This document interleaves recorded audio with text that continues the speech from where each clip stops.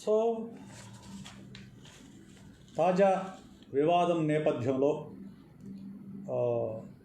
సినీ దర్శకుడు Ram Gopal Varma power star పేరుతో తీస్తున్న సినిమా, అలాగే దానికి వ్యతిరేకంగా పరాన్నజీవి అండ్ డేరా బాబా ఇలాంటి పేర్లతో తీసిన సినిమాల నేపథ్యం, అలాగే Pawan Kalyan fans RGV office పైన ఈ దాడులు చేసిన నేపథ్యం, వీటన్నిటి నేపథ్యంలో వీళ్ళిద్దరూ అసలు ఏమిటి, వీళ్ళిద్దరు మనస్తత్వం ఏమిటి అనేది విశ్లేషించాలని అనుకున్నాను. ఎందుకు అనుకున్నానంటే, నేను ఆల్రెడీ గత 6-7 ఏళ్ల కిందట సాక్షి ఫ్యామిలీ మ్యాగజైన్లో విశ్లేషణం అనే కాలం రన్ చేసినప్పుడు వీళ్ళిద్దరి యొక్క మానసిక విశ్లేషణ చేసి ఉన్నాను. మొదటగా చేసింది, నేను ఎంచుకున్నది పవన్ కళ్యాణ్ని, పవర్ స్టార్ పవన్ కళ్యాణ్ని. ఆ తరువాత కొద్ది వారాల తరువాత ఆర్జీవీ మనోవిశ్లేషణ కూడా చేశాను. అంటే వీళ్ళిద్దరి గురించి నాకు ఎంతో కొంతైనా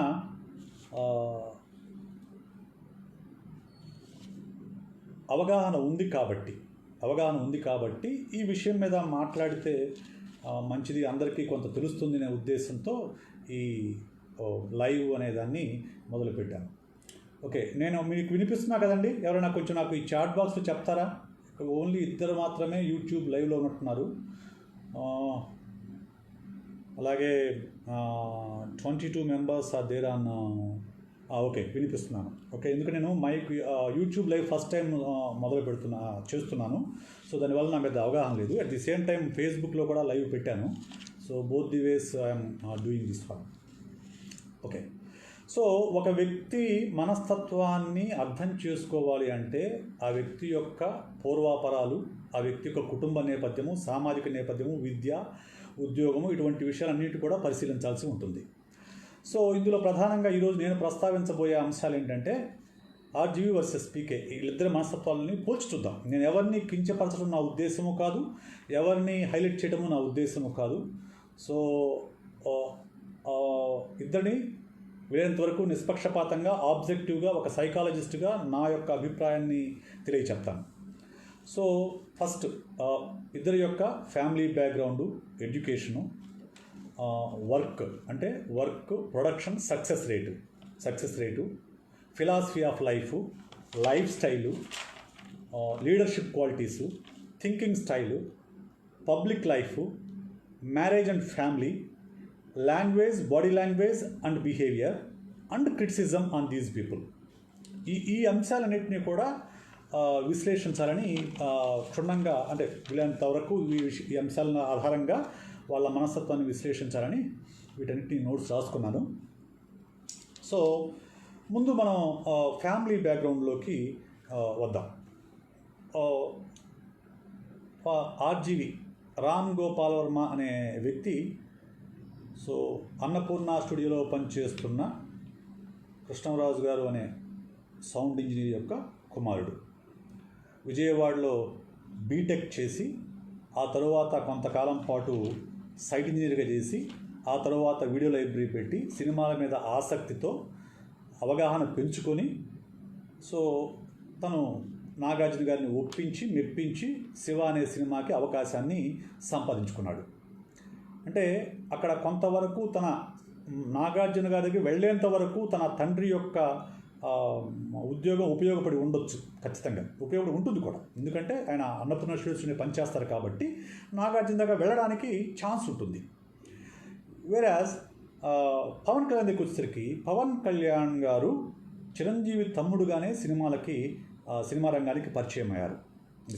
ఆ రోజు అక్కడ అమ్మాయి ఇక్కడ అబ్బాయి ఒక సినిమాకి చిరంజీవి తమ్ముడుగానే అతను పరిచయం అయ్యాడు.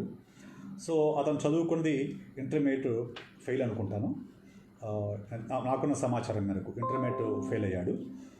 సో అతను చిరంజీవి తమ్ముడుగానే సినీ రంగ ప్రవేశం చేశాడు. ఫస్ట్ సినిమాని ఫ్లాప్ అయింది. సో అంటే ఇద్దరూ కూడా ఎంతో కొంత సినిమా బ్యాక్గ్రౌండ్ ఉన్నవాళ్లే, ఆ బ్యాక్గ్రౌండ్ ఉపయోగించి ఈ రంగంలోకి వచ్చిన వాళ్ళే. అయితే ఇందులో రామ్ గోపాల్ ఉన్న ప్రభావం తక్కువ. ఎందుకంటే కృష్ణరాజు గారు అన్నపూర్ణ స్టూడియోలో ఒక ఉద్యోగి మాత్రమే. ఒక ఉద్యోగి చెప్తే ఎవరు అవకాశం ఇవ్వరు. వేరే చిరంజీవి అప్పటికే మెగాస్టార్. ఒక హై పొజిషన్లో ఉన్నారు కాబట్టి ఆయన పెట్టుబడి పెట్టి గీతా ఆర్ట్స్ తరఫున తన తమ్ముడిని లాంచ్ చేశారు. సో దురదృష్టవశాత్తు ఆ సినిమా ఫెయిల్ అయింది. అది ఓకే. తర్వాత సో ఆ తర్వాత చూసుకుంటే ఇద్దరు చదువుని చూసుకుంటే రామ్ గోపాల్ వర్మ బీటెక్ చేశాడు. బీటెక్ కూడా ఆయన అంత ఏదో కష్టం మీద పాస్ అయినట్టున్నాడు. అప్పటికే అతను సినిమా పిచ్చి ఉంది కాబట్టి సినిమాల మీద ఎక్కువ టైం స్పెండ్ చేస్తూ చదువుని నిర్లక్ష్యం చేయడం వల్ల అతను బీటెక్ కూడా కొద్దిపాటి మార్కులతోనే పాస్ అయ్యాడు. కానీ అదే సమయంలో అతను వెస్ట్రన్ ఫిలాసఫీ విస్తృతంగా చదివాడు. తన స్నేహితుడు సత్యేంద్ర ప్రభావం వల్ల వెస్ట్రన్ ఫిలాసఫీ విస్తృతంగా చదివాడు. Kant, Descartes, Ayn Rand, Nietzsche. ఎక్కువగా అతను ప్రభావితమైంది నీషే ఫిలాసఫీకి, ఆ తర్వాత అయాన్ రాండ్ ఫిలాసఫీకి. తను పదే నీషేని, అయాన్ రాండ్ని కోట్ చేస్తూ ఉంటాడు. వేరాజ్ కళ్యాణ్ బాబు తర్వాత పవన్ కళ్యాణ్గా మారిన పవన్ కళ్యాణ్, సో తను చాలా పుస్తకాలు చదివాడని చెప్తారు. అతను పదే ఆ చే గువేరాని లేకుంటే కమ్యూనిస్ట్ ఫిలాసఫీ వీటిని ప్రస్తావిస్తూ ఉంటాడు. కానీ ఈ మధ్యకాలంలో అతని వేషధారణ అంతా కూడా ఆల్మోస్ట్ సన్యాసి వేషంలో కనిపిస్తున్నారు. సో ఆయన ఫిలాసఫీ ఏంటనేది నాకైతే అర్థం కాలేదు. ఆర్జీవీ ఫిలాసఫీ మీద నాకు ఒక అవగాహన ఉంది. ఎందుకంటే అతను పూర్తిగా వెస్ట్రన్ ఫిలాసఫీ బేస్తోనే మాట్లాడతారు. ఆయన ఏది మాట్లాడినా కానీ ఆయనకు ప్రధానంగా Nietzsche and Ayn Rand philosophy, ఈ రెండు ఫిలాసఫీలు ఆయన ప్రధాన భూమిక ఆయనకి. సో వేరాజ్ పవన్ కళ్యాణ్ ఫిలాసఫీ ఏంటనేది ఇప్పటికీ ఆయనకి ఏ ప్రభావితం చేసిందో మనకి ఇప్పటికీ అర్థం కావడం లేదు. ఆయన ఎప్పుడు నక్సల్స్లో వెళ్ళాలని అన్నా అంటాడు, లేకుంటే నేను చే గువేరా చదివాను అంటాడు, చే గువేరా ఫోటోలు పెట్టుకుంటాడు. అట్ ది సేమ్ టైం మళ్ళీ శివాలయానికి వెళ్తాడు, లేకుంటే ఆంజనేయుడి గుడికి వెళ్తాడు, కాషాయం వేసుకుంటాడు, బొట్టు పెట్టుకుంటాడు. So there is a kind of confusion. ఆయన ఏ ఫిలాసఫీ చదివాడు, ఆయన ఏది చదివడానికి ఒక కన్ఫ్యూజన్ అయితే నాకైతే ఉంది. Maybe I'm not aware of it. ఎందుకంటే ఆర్జీవీతో నాకు కొంత పరిచయం ఉంది, కొద్ది కాలం పాటు ఆయనతో నేను మాట్లాడాను కాబట్టి ఆయన గురించిన కొంత స్పష్టత నాకుంది. పవన్ కళ్యాణ్ విషయంలో నేను కేవలం మీడియా ద్వారా తెలుసుకున్న విషయాలే తప్ప ఆయనతో నాకు ఎలాంటి పరిచయమూ లేదు. కేవలం మీడియాలో ఆయన మీద వచ్చిన వార్తలు, ఆయన అప్పుడప్పుడు ఆయన చూసిన ఇంటర్వ్యూల ఆధారంగా నేను మాట్లాడుతున్నాను. It is not an absolute right అని నేను అన్నాను. నాకున్న అవగాహన మేరకు, నాకున్న సమాచారం మేరకు, నాకున్న సైకాలజీ పరిజ్ఞానం మేరకు మాత్రమే నేను ఈ విశ్లేషణ చేస్తున్నాను. రైట్. సో ఇక ఏ వ్యక్తినైనా కానివ్వండి, ఒక వ్యక్తి గొప్పవాడు అనటానికి, ఒక వ్యక్తి లేకుంటే తక్కువ అనటానికి ప్రధానంగా పోల్చి చూసేది సక్సెస్. ఇప్పుడు అందరూ కూడా సక్సెస్ అని మాట్లాడుతున్నారు కదా. సో ఆ సక్సెస్ రేట్ ఆధారంగా వ్యక్తి యొక్క గొప్పతనాన్ని మనం ఆపాదించడం అనేది మనం చాలా సందర్భాల్లో చూస్తుంటాం. సో ఇప్పుడు వీళ్ళిద్దరూ కూడా సినిమా రంగానికి చెందిన వాళ్ళే. ఒకరు హీరో, ఒకళ్ళు దర్శకుడు. సో వీళ్ళిద్దరు సక్సెస్ రేట్ నేను ఈరోజే చూశానండి. నేను ఇంతకుముందు అంటే నాకు మొదటగా పవన్ కళ్యాణ్ తెలుసు, అంటే ఒక నటుడిగా పవన్ కళ్యాణ్ ఫస్ట్ సినిమా నుంచి ఈ రోజు వరకు అన్ని సినిమాలు నేను చూశాను. సో వేరాజ్ శివ దగ్గర నుంచి అడపా చూశాను రామ్ గోపాల్ వర్మ సినిమాలని. పూర్తి అన్ని సినిమాలు నేను చూడలేదు. సో కానీ వ్యక్తిగత పరిచయం ఉంది ఆయన. అయితే ఈ సక్సెస్ రేట్ని పరిశీలించినప్పుడు పవన్ కళ్యాణ్ గారు ఇప్పటి వరకు 23 సినిమాలు చేశారు, 23 మూవీస్ చేశారు. నాకు వికీపీడియా అండ్ ఫిల్మోగ్రఫీలో వచ్చిన ఆ సమాచారం ఆధారంగా చెప్తున్నాను. 23 సినిమాలు చేశారండి. ఈ 23 సినిమాలలో 9 మాత్రమే హిట్లు. 23 సినిమాల్లో 9 హిట్లు. ఫస్ట్ సినిమా ఫ్లాప్ అండి. ఆ తర్వాత 6 వరుసగా హిట్లయ్యాయి. అంటే మొదటి 6 సినిమాలు ఆయన మంచి హిట్లయ్యాయి. ఖుషి, 202 ఇందులో అయితే ఇందులో 5 రీమేక్స్. హిట్టైన 6 సినిమాలలో 5 రీమేక్ సినిమాలు, స్ట్రైట్ సినిమాలు కాదు. ఒక ఖుషి మాత్రమే స్ట్రైట్ సినిమా, 2001లో వచ్చింది. ఆ తర్వాత వరుసగా సినిమాలు ఫ్లాప్ అవుతూ వచ్చాయి. మళ్ళీ జల్సా 2008లో ఒక హిట్ వచ్చింది. మళ్ళా 3 ఫ్లాప్లు ఉన్నాయి. తర్వాత 2012లో గబ్బర్ సింగ్, 2013లో అత్తారింటి దారేది, ఆ తర్వాత వచ్చిన 2-3 సినిమాలు కూడా ఫ్లాప్ అయ్యాయి. సో ఇతని సక్సెస్ రేటు 9/23. అంటే ఆయన ఇన్ని సంవత్సరాల్లో చేసింది కేవలం 23 సినిమాలు మాత్రమే. వేరాజ్ ఆర్జీవి విషయం కనుక మనం అర్థం చేసుకుంటే he's a tremendous producer. Producer means not in the terms of cinema producer అని కాదు, అంటే ఒక ప్రొడ్యూస్ చేసేవాడు, ఒక దాన్ని నిర్మించేవాడు అనే ఉద్దేశం, నా ఉద్దేశం. He's a tremendous producer. ఎందుకంటే in his life span, in his career, he directed 76 movies. 76 సినిమాలు దర్శకత్వం వహించాడు. అవి ఫీచర్ ఫిల్మ్స్ కానివ్వండి, షార్ట్ ఫిల్మ్స్ కానివ్వండి, ఏదైనా కానివ్వండి, మొత్తం మీద 76 సినిమాలకు డైరెక్ట్ చేశాడు. 64 సినిమాలకు ప్రొడ్యూసర్గా ఉన్నాడు. 38 సినిమాలకు రైటర్గా ఉన్నాడు. ఎడిటర్గా 6 సినిమాలు, యాక్టర్గా 4 సినిమాలు, మ్యూజిక్ అంటే పాటలు పాడడం అంటే 2 సినిమాల్లో 2 పాటలు పాడాడు. సో అంటే he's a producer. Producer means not నిర్మాత. ప్రొడ్యూసర్ మీన్స్ ఒక ప్రొడక్ట్ని విస్తృతంగా ప్రొడ్యూస్ చేసేవాడు. సో అలా ఆర్జీవి నిరంతరం ప్రొడ్యూస్ చేస్తూనే ఉన్నాడు. ఆర్జీవి తన కెరీర్ మొదలైనప్పటి నుంచి ఇప్పటి వరకు నిరంతరంగా సినిమాలు ప్రొడ్యూస్ చేస్తున్నాడు. ఈ కరోనా కాలంలో కూడా 2-3 షార్ట్ ఫిల్మ్ తీసి జనాలపైకి వదిలేశాడు. So is the real producer. Whereas Pawan Kalyan కూడా versatile, is a versatile person, not just an actor. అతను కూడా 2 సినిమాలు ప్రొడ్యూస్ చేశాడు, 23 సినిమాలు యాక్ట్ చేశాడు, 2 సినిమాలు ప్రొడ్యూస్ చేశాడు, 5 సినిమాలకి స్టంట్ కొరియోగ్రఫీ చేశాడు, 7 పాటలు పాడాడు, 7 సినిమాల్లో 7 పాటలు పాడాడు, 4 సినిమాల్లో పాటలకి దర్శకత్వం వహించాడు, అంటే నృత్య దర్శకత్వం వహించాడు, 3 సినిమాలకి స్టోరీలు రాశాడు. సో ఆయన కూడా versatile person, no doubt about it. So ఆయన పాటలు నాకు చాలా ఇష్టం. కొంచెం చాలా సినిమాల్లో ఆయన సామాజిక చైతన్యం ఉన్న పాటలు ప్రతి సినిమాలో, కొన్ని సినిమాల్లో కనిపిస్తూ ఉంటాయి. I love them. సో ఇక వీళ్ళిద్దరూ సినిమా ఇండస్ట్రీ పైన వీళ్ళు వేసిన మార్క్ని మనం కనుక సునిశ్చితంగా పరిశీలిస్తే పవన్ కళ్యాణ్ గారు చేసిన 23 సినిమాలలో అతను ఇంట్రడ్యూస్ చేసింది ఒకే ఒక కొత్త డైరెక్టర్ని, దట్ ఈస్ పూరి జగన్నాథ్. అతను కూడా ఆర్జీవి శిష్యుడే. పూరి జగన్నాథ్ కూడా ఆర్జీవి శిష్యుడే. కానీ ఆ ఆర్జీవి శిష్యుడికి ఫస్ట్ అవకాశం ఇచ్చింది మాత్రం పవన్ కళ్యాణ్. అతను ఒక్క కొత్త దర్శకుడికి మాత్రమే అతను అవకాశాన్ని ఇచ్చాడు. Whereas RGV produced number of directors, he has given chance to number of directors, number of new actors, number of new lyricists, number of new music director.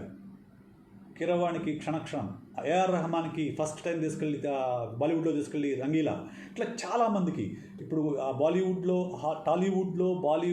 Top director అనుకునే వాళ్ళు చాలామందికి గురువు RGV. Means is a real producer. అంటే అతను తను సినిమాలు తీయడంతోనే ఆగిపోకుండా తను కొంతమంది తనలాంటి వాళ్ళని ప్రొడ్యూస్ చేసి సినిమా ఫీల్డ్కి ఇచ్చాడు. చాలామందికి అవకాశాలు కల్పించిన దర్శకుడు. అంతేకాదు తను trend setter. Moreover he's a trend setter. Siva, Kshanakshanam, Gaayam, Satyam, Rangeela, company, షూల్ ఇటువంటి సినిమాలకు తను నిర్మాత దర్శకత్వం వహించి ట్రెండ్ సెట్ చేశాడు.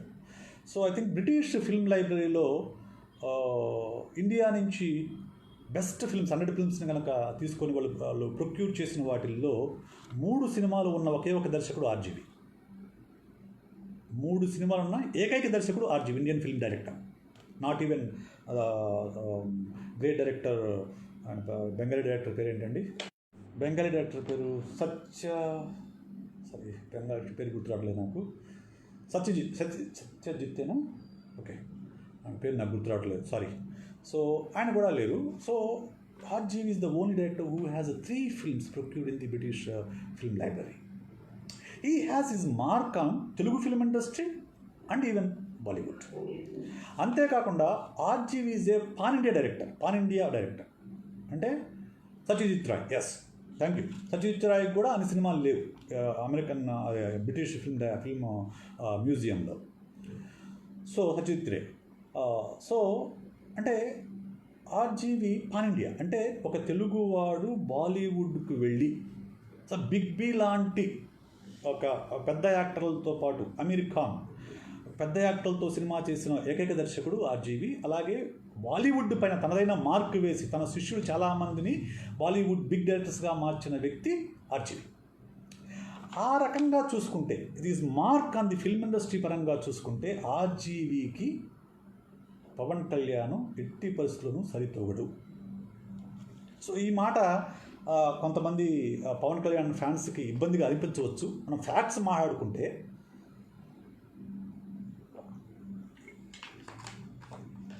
మనం స్టాటిస్టిక్స్ ఆధారంగా మాట్లాడుకుంటే ఆర్జీవీ వేసేంత ఇంపాక్ట్ పవన్ కళ్యాణ్ వేయలేదు ఫిల్మ్ ఇండస్ట్రీలో. అఫ్ కోర్స్ తన స్టైల్తో ఇద్దరు కూడా కల్ట్ ఫిగర్స్. అంటే తమ యొక్క స్టైల్తో కానివ్వండి, తన వర్కింగ్ నేచర్తో కానివ్వండి, తమకంటూ ఒక వర్గాన్ని సృష్టించుకున్న cult figures, no doubt about it. Pawan Kalyan has his own cult and RGV has his own cult. అంటే అతని ఫాలోవర్స్ విస్తృతంగా ఉన్నారు. పవన్ కళ్యాణ్ కూడా విస్తృతంగా ఫాలోవర్స్ ఉన్నారు. ఎందుకున్నారనే దానికి అతని స్టైల్ కావచ్చు, సింపుల్ లివింగ్ స్టైల్ కావచ్చు, లేకుంటే అతను ఏదో దాన ధర్మాలు చేస్తాడని చెప్పేసి అంటారు. I don't know, I'm not aware of it. So కొన్ని చూశాను నేను, కొన్ని videos, what ever it is. So ఈ ఇద్దరు కూడా కల్ట్ ఫిగర్స్. సో నేను ట్రెండ్ ఫాలో అవును, ట్రెండ్ సృష్టించడానికి ఒక డైలాగ్ ఉంది, ఐ థింక్ గబ్బర్ సింగ్లో అనుకుంటాను. ట్రెండ్ ఫాలో అవును, నేను ట్రెండ్ సృష్టిస్తానని చెప్పేసి. నిజంగా ట్రెండ్ సృష్టించిన వాడు ఆర్జీవీ, ట్రెండ్ ఫాలో అయిన వాడు పవన్ కళ్యాణ్. ఎందుకంటే పవన్ కళ్యాణ్ చేసిన సినిమాలు ఎక్కువ రీమేక్స్ ఉన్నాయి. ఆయన డైరెక్ట్ సినిమాల కంటే రీమేక్స్ ఎక్కువ చేశాడు. అంటే ఆయన ఒక దాన్ని ఆల్రెడీ సక్సెస్ అయిందని ఫాలో అయ్యాడు. Whereas RGV created trend with is Rangeela కానివ్వండి, అసలు సత్య లాంటి సినిమా తీయడం అనేది అప్పట్లో ఎవడో ఊహించని విషయం. అతి తక్కువ ఖర్చుతో అసలు అటువంటి గడ్డంతో అటువంటి తీయటం అనేది ఒక ట్రెండ్ సెట్ ఒక బాంబే నాయర్ అనే ఒక ట్రెండ్ క్రియేట్ చేశాడు. So is real trend setter, no doubt about it.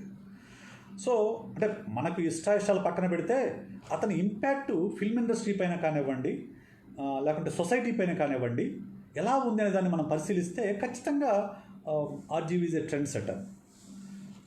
ఇక ఫిలాసఫీ ఆఫ్ లైఫ్ విషయంలో ఆర్జీవీ ఇంతకుముందు నేను చెప్పినట్లు ఆయన ఫాలో అయ్యేది objectivism, Ayn Rand philosophy, objective selfishness. అంటే నేను స్వార్థపరుణ్ణి, నా స్వార్థం కోసం ఏమైనా మాట్లాడతాను, ఏమైనా చేస్తాను అని బలంగా నమ్మే వ్యక్తి, బలంగా ఆచరించే వ్యక్తి కూడా.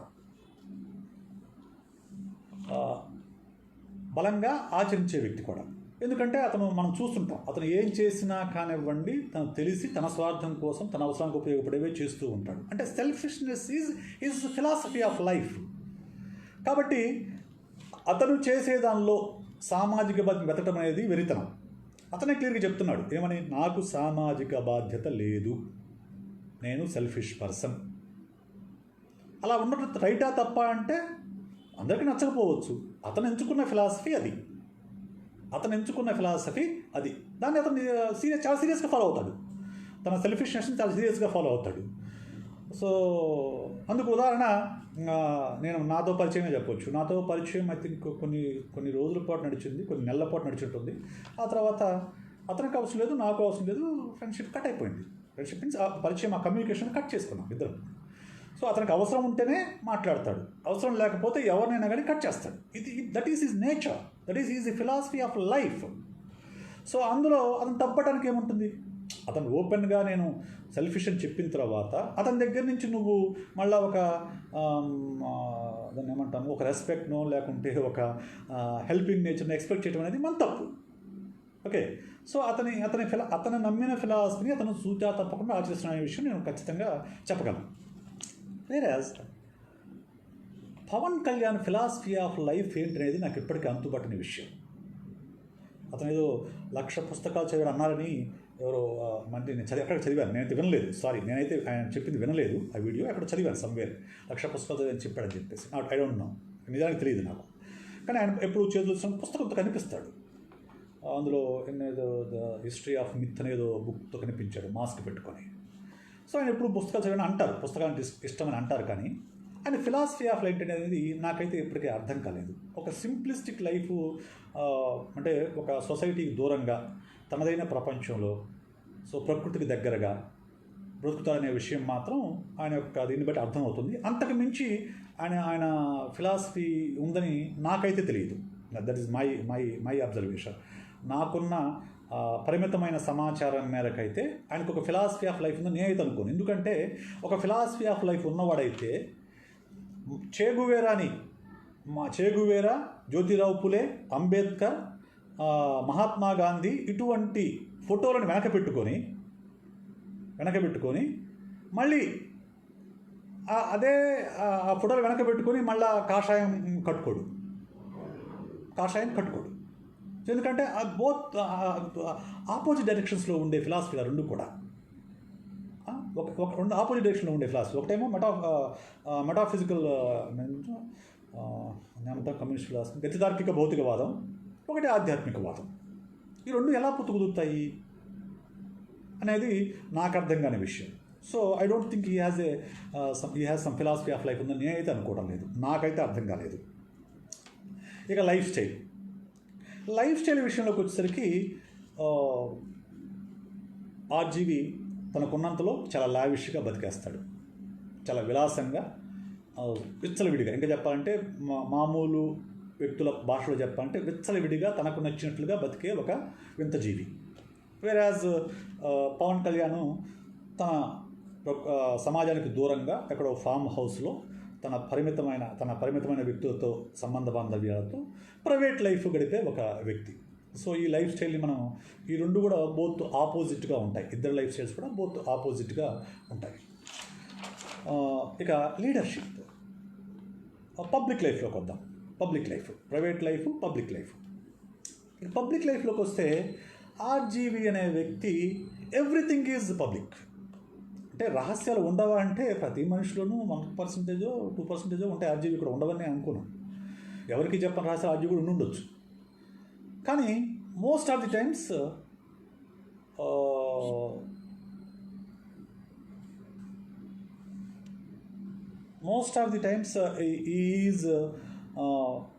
His life is so public. ఎందుకంటే తను ఫోన్ చూస్తున్నాడనే విషయాన్ని కానీ, ఓట్కా తాగే విషయాన్ని కానీ, అమ్మాయిల విషయం కానివ్వండి, ఏదైనా కానీ తనే ఓపెన్గా చెప్పేస్తాడు.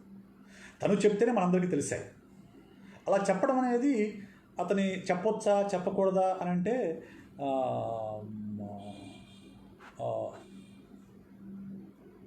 ఒక్క నిమిషం అండి.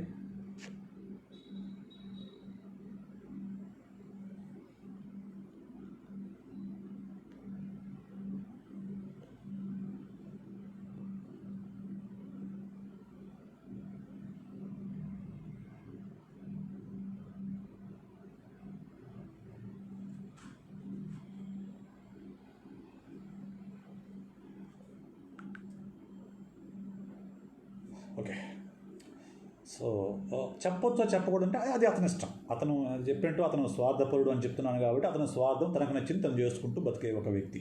ఇక పబ్లిక్ లైఫ్లోకి వస్తే అదే RGV public life is open. ఆయన ఏమి రహస్యాలు ఏమి, తన పెళ్లి విషయం కానివ్వండి,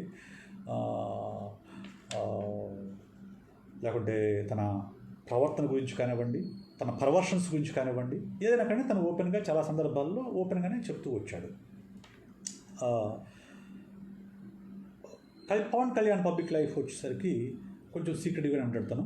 తన పబ్లిక్ లైఫ్ అంటే తను రాజకీయాల్లోకి వచ్చిన తర్వాత తను ఎక్కువగా పబ్లిక్లో కనిపిస్తున్నాడు తప్ప అంతకుముందు తన పబ్లిక్లో కనిపించిన సందర్భాలు చాలా తక్కువ. ఇంకా చెప్పాలంటే అతను ఎక్స్ట్రావర్ట్ అయితే ఇతను introvert. Both are two opposite poles. ఇక next marriage and family. So ఇద్దరూ కూడా ప్రేమించి పెళ్లి చేసుకున్నారు. ఆర్జీవి ప్రేమించిన అమ్మాయితో పెళ్లి చేసుకున్న తర్వాత ఒక పాప పుట్టాక ఆవిడతో తనకు అంటే తన వల్ల ఆవిడకి ఇబ్బందులు వస్తాయనో, ఆవిడతో తనకు ఇబ్బందినో, తన వైఖరికి పెళ్లి సరిపడదని ఒక అర్థానికి ఒక అవగాహనకు వచ్చిన తర్వాత ఆవిడని ఒప్పించి మ్యూచువల్ డైవర్స్ తీసుకున్నాడు. సో ఇక ఫ్యామిలీ వేరాజ్ పవన్ కళ్యాణ్ ప్రేమించి పెళ్లి చేసుకున్నాడు. పెళ్లి చేసుకున్న తర్వాత వైజాగ్లో అమ్మాయి అనుకుంటాను పెళ్లి చేసుకున్న తర్వాత ఆ డైవోర్స్ కేసు కోర్టులో ఉండగానే అది ఎలాంటి డైవోర్స్ రాకముందే వేరొక హీరోయిన్తో రేణుదేశాయితో సహజీవనం చేసి ఒక బిడ్డని కన్నాడు. రైట్. సో ప్రజారాజ్యం పార్టీ పెట్టిన తర్వాత, చిరంజీవి గారు ప్రజారాజ్యం పెట్టిన తర్వాత అది రాజకీయాలకు ఇబ్బంది అవుతుందనే ఉద్దేశంతో అప్పటికి వైడాకులు వాడడం వల్ల అప్పుడు పెళ్లి చేసుకున్నాడు. అలాగే రేణు దేశాయ్తో వైవాహిక బంధంలో ఉండగానే రష్యన్ యువతితో మరో బిడ్డని కన్నాడు. సో ఇక్కడ ఇద్దరి యొక్క ఈ వ్యక్తిత్వాలను కనుక మనం పరిశీలిస్తే రామ్ గోపాల్కి ఒక క్లారిటీ ఉంది. ఏంటి? ఈ పెళ్ళి నాకు సరిపడదు. ఆ పెళ్ళి సరిపడదు అనుకున్నప్పుడు తను తన భార్యని ఒప్పించి మ్యూచువల్ డైవర్స్ తీసుకున్నాడు. ఇప్పటికీ వాళ్ళిద్దరూ మంచి ఫ్రెండ్స్. రామ్ గోపాల్ వర్మ తన మాజీ భార్య ఇద్దరు కూడా మంచి ఫ్రెండ్స్, చాలా మంచి ఫ్రెండ్స్. వేరాజ్ పవన్ కళ్యాణ్ తన ఇద్దరి భార్యల్ని మోసం చేశాడని చెప్పాలి. ఎందుకంటే వాళ్ళ వైవాహిక బంధం విచ్ఛిన్నం కాకముందే వేరే వాళ్ళతో లైంగిక సంబంధం పెట్టుకొని వాళ్ళతో బిడ్డల్ని కన్నాడు. సో ఇక్కడ ఇద్దరిని ఎవరి రైటు, ఇది ఫ్యాక్ట్. ఇది నేను సృష్టించట్లేదు, చెప్పడం లేదు. ఇది ఫ్యాక్ట్, అందరికీ తెలిసిన విషయమే. సో దీన్ని బట్టి మీరు అర్థం చేసుకోండి. మీరు అర్థం చేసుకోండి ఎవరు ఫెయిల్ ఎవరు కాదు. తనకు నచ్చని విషయాన్ని తను ఒప్పించి విడాకులు తీసుకున్నాడు. విడాకులు రాకుండానే ఒకళ్ళతో వైవాహిక బంధంలో ఉన్నగానే వేరే వాళ్ళతో పిల్లల్ని కన్నవాడు. ఎవరు ఫెయిల్ ఎవరు కాదని మీరు డిసైడ్ చేసుకోండి. మీరు కూడా ఎంతో కొంత అవగాహన మీరు ఉంటుంది కదా, సైకాలజీ మీకు కూడా కొంత తెలిసి ఉంటుంది. ఇక ఫ్యామిలీ విషయానికి వచ్చేసరికి అంటే వైవాహికం కూడా తన తమ్ముళ్ళు చెల్లెళ్ళు వీళ్ళతో బంధం ఎట్లా ఉంటుంది అనే విషయాన్ని కనుక మనం పరిశీలిస్తే మాకు ఆర్జీవి వాళ్ళ ఫ్యామిలీ మెంబర్స్ మొత్తం కూడా తెలుసు. వాళ్ళ అమ్మ వాళ్ళ సిస్టర్ వాళ్ళు తెలుసు. సో నాకు తెలిసిన మేరకు he is a complete family man who don't like to live with the family. అంటే తన ఫ్యామిలీని ఇష్టపడతాడు కానీ ఫ్యామిలీతో ఉండడానికి ఇష్టపడ్డు. But he will take care of his family members. No doubt about it. Whereas Pawan Kalyan garu ఫ్యామిలీకి దూరంగా ఉంటారు. వాళ్ళ బంధం ఉంటుంది కానీ చాలా వరకు ఆయన ఫ్యామిలీకి దూరంగా తన ప్రపంచంతో ఉంటాడు తప్ప వాళ్ళ ఫ్యామిలీ మధ్య మంచి సంబంధాలే ఉన్నాయి. వాళ్ళకేమి నేను చెడు సంబంధం చెప్పట్లేదు. ఎందుకంటే మనకున్న సమాచారం మేరకు నాగబాబు గారు ఆర్థిక కష్టాల్లో ఉన్నప్పుడు ఆదుకున్నవాడు పవన్ కళ్యాణ్. మనకున్న పబ్లిక్గా ఉన్న సమాచారం, అది నిజమో అబద్ధమో మనకు తెలియదు. మనకున్న సమాచారం మేరకు అయితే ఆయనకు కూడా అన్నదమ్ముల పట్ల ప్రేమాభిమానాలు ఉన్నాయని మనకు అర్థమవుతుంది. సో ఇక లీడర్షిప్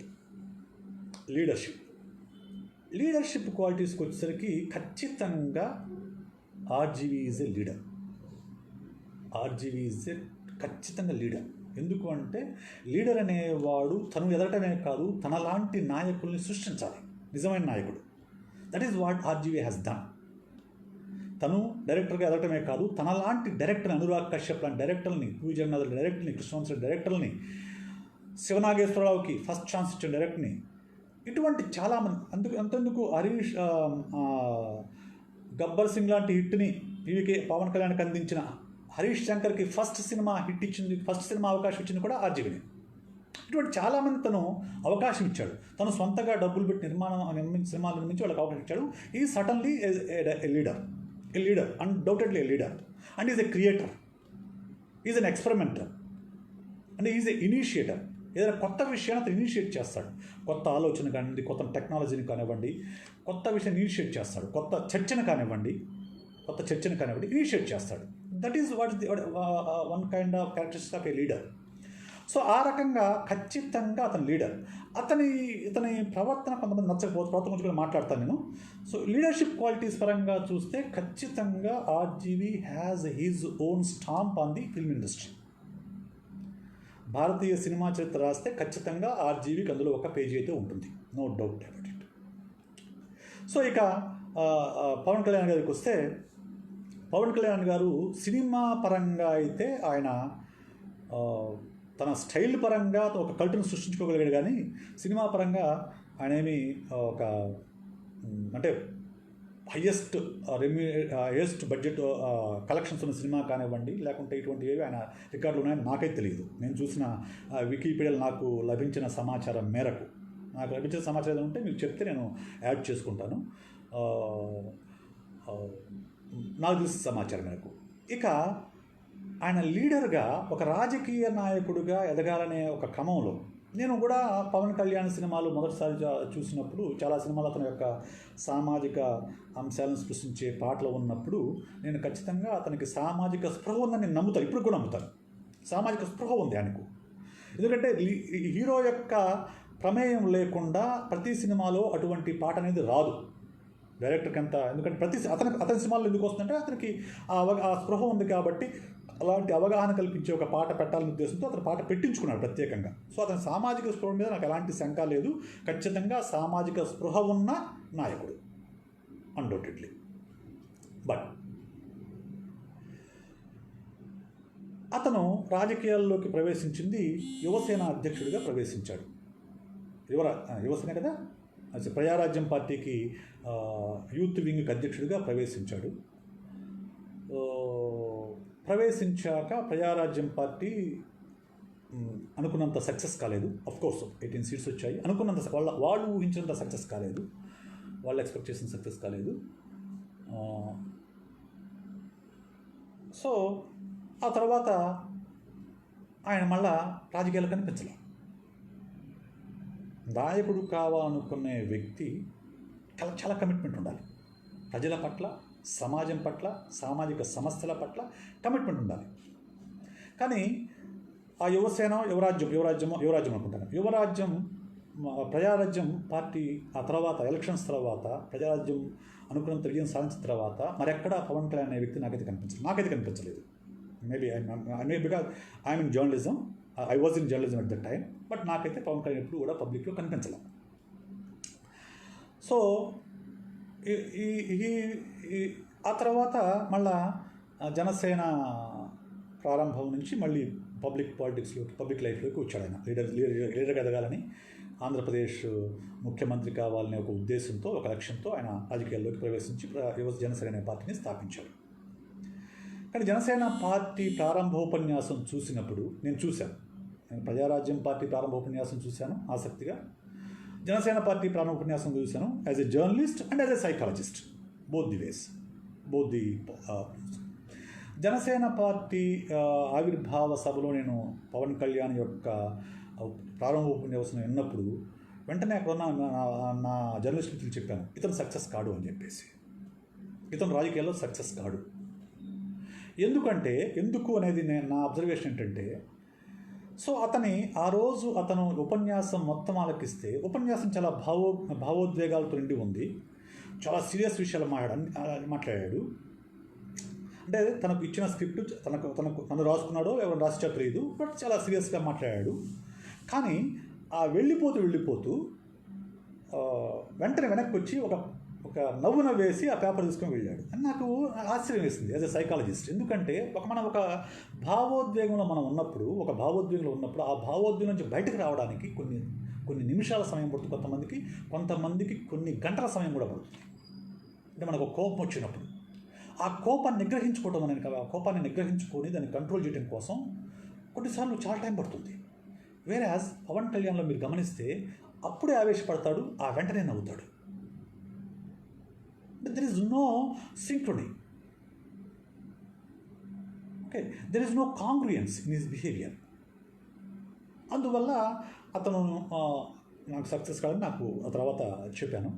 ఆ తర్వాత ఆయన అడపాదడపా పబ్లిక్ లైఫ్లో గడుపుతూ వచ్చాడు. So he failed as a Yuvarajyam president and he failed as a Janasena president. ఆయన కూడా 2 చోట్ల పోటీ చేసి ఒక చోట కూడా గెలవలేకపోయాడు. గెలిచిన ఒక ఎమ్మెల్యే కూడా తన పార్టీకి దూరంగా ఉంటున్నాడు. అతను ఖచ్చితంగా ఫెయిల్యూర్ లీడర్ అని చెప్పాలి. ఇప్పటికీ ఒక భవిష్యత్తులో ఆయన ముఖ్యమంత్రి అవుతాడో మనకు తెలియదు. ఈ రోజుకైతే is a failure leader, but he has created his own cult. To that extent is success. ఇక థింకింగ్ ప్యాటర్న్, ఇద్దరి ఆలోచనలు ఎలా ఉంటాయి అంటే రామ్ గోపాల్ అనే వ్యక్తి క్రియేటివ్ థింకర్ అన్డౌటెడ్లీ, అంటే లేటరల్ థింకర్. అంటే ఎవరు ఊహించని విషయాల్ని రామ్ గోపాల్ ఊహించి ప్రయోగాలు చేస్తూ ఉంటాడు. ఫస్ట్లో శివాతో మొదలుపెట్టిన కెమెరా ఏంటండి, అది నాకు గుర్తు రావట్లేదు. First used one kind of camera. అక్కడి నుంచి మొదలుపెట్టుకొని ఈరోజు కరోనా టైంలో కూడా సినిమాలు తీయొచ్చనే విషయం దగ్గర మొదలుపెట్టుకుంటే ఎవరు ఊహించిన విషయాల్ని అట్లా లేటరల్ థింకింగ్ అనేదని రామ్ గోపాల్ మనం క్లియర్గా చూడొచ్చు. ఇక ప్రపంచాన్ని చూసే విషయం మొదలు పెడితే చూసే విషయం నుంచి మనం ఆలోచిస్తే పరిశీలిస్తే దాన్ని మేము సైకాలజీ పరిభాష ఏమిటంటే ఫస్ట్ పొజిషన్ అంటే సెల్ఫిష్ పొజిషన్, సెకండ్ పొజిషన్ అంటే హెల్పర్ పొజిషన్, థర్డ్ అంటే judge position, fourth is the team position, fifth is the supreme position. Ram గోపాల్లో ఉన్న సమస్య ఏంటంటే తను ప్రపంచం మొత్తాన్ని కూడా ఫస్ట్ పొజిషన్లో చూస్తాడు, థర్డ్ పొజిషన్లో చూస్తాడు, ఫిఫ్త్ పొజిషన్లో చూస్తాడు. అంటే selfish, judge and supreme, philosophical position, ఈ మూడే చూస్తాడు. హెల్పర్ అనే పొజిషన్ అతను లేదు. ఎందుకంటే because his philosophy is selfishness. His philosophy is study క్యామ్ని ఫస్ట్ యూజ్ చేసిన రామ్ గోపాల్. అక్కడి నుంచి మామూలు కెమెరాలతో సినిమాలు తీయటము, దొంగల ముఠ అనుకుంటాను, మామూలు కెమెరాలతో పెట్టుకొని సినిమాలు తీశాడు. 5D కెమెరాస్ పెట్టి అమితాబ్ బచ్చన్, సంజయ్ దత్ లాంటి పెద్ద హీరోలను పెట్టి సినిమా తీసిన ఏకైక దర్శకుడు ఆర్జీవినే. 5D కెమెరాస్తో అంటే మామూలు ఫోటోలు తీసే కెమెరాతో పెద్ద స్టార్ని పెట్టి హిందీలో సినిమా తీశాడు. ఐ థింక్ ద మూవీ పేరు నాకు గుర్తురాట్లేదు. మూవీ అయితే తీశాడు అమితాబ్ బచ్చన్, సంజయ్ దత్, దాంట్లో పెద్ద హీరోలు, చాలా పెద్ద హీరోలు దాంట్లో. ఓకే, మీన్స్ లేటర్ ఎందుకు తీయకూడదు అనే ఒక దాంట్లోంచి అతను ప్రయోగాలు చేస్తూ ఉంటాడు. ఇప్పుడు చేసే కూడా ప్రయోగాలే. ఇంకా చెప్పాలంటే అతని ట్వీట్లు కానివ్వండి, అతని మాటలు కానివ్వండి, అతని ఇంటర్వ్యూస్ కానివ్వండి, ఇవన్నీ కూడా అతను సమాజంపై చేసే ప్రయోగాలు. తన ట్వీట్కి ఎలాంటి రెస్పాన్స్ వస్తుందో తనకి స్పష్టంగా తెలుసు. తన ట్వీట్కి ఎవరు రియాక్ట్ అవుతారో తనకు స్పష్టంగా తెలుసు. తను ఏ టైటిల్ ప్రకటిస్తే, సినిమాకి పవర్ స్టార్ టైటిల్ ప్రకటిస్తే దానికి రియాక్షన్ ఎలా వస్తుంది, దానికి పబ్లిసిటీ ఎలా వస్తుంది, దానికి ఎవరు రియాక్ట్ అవుతారు, ఎవరు దాడి చేస్తారనే విషయం